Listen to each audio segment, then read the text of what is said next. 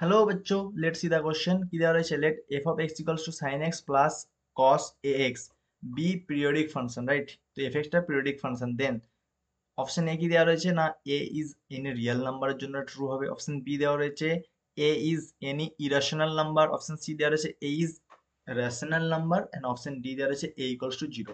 Right, তো চারটে option দেওয়া রয়েছে, এর মধ্যে কোনটা ট্রু হবে আমাকে বের করতে হবে। তো যেটা আমাদের কন্ডিশন দেওয়া রয়েছে সেটা কি দেওয়া রয়েছে না এফ অফ এক্সটা হচ্ছে পিরিয়ডিক ফাংশন দেওয়া রয়েছে। তো এফ অফ এক্স যেহেতু পিরিয়ডিক দেওয়া রয়েছে এবং দুটো ফাংশনের কি সাম হিসাবে দেওয়া রয়েছে, রাইট। তো এটা সলভ করছি, চলো। Solution F of X is equals to দেওয়া রয়েছে sine X plus cos X, ঠিক। এরপর এফ এক্সটা কি দেওয়া রয়েছে, পিরিয়ডিক দেওয়া রয়েছে।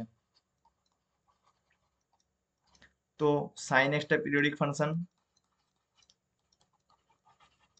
আর পিরিয়ড কত হয় 2 পাই, রাইট। এবং এটার পিরিয়ডিক, এটা কস এক্স এর পিরিয়ড কত হবে,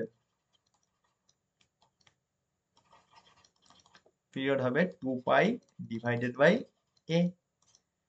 তো এই যে ফাংশনটা এফ এক্স, তো period of F is equals to L C M of কত 2 পাই বাই এ। তো দেখো 2 পাই এর এলসিএম কখন এক্সিস্ট করবে, যখন এ ইকুয়ালস টু রেশনাল নাম্বার হবে, এ ইকুয়ালস টু রেশনাল নাম্বার, তখন সেটা কি হয়ে যাবে, তখন আমরা এই পিরিয়ড এক্সিস্ট করবে, কারণ এটা পিরিয়ডিক ফাংশন বলে দেওয়া রয়েছে, তার মানে অলওয়েজ এটা এক্সিস্ট করতে হবে।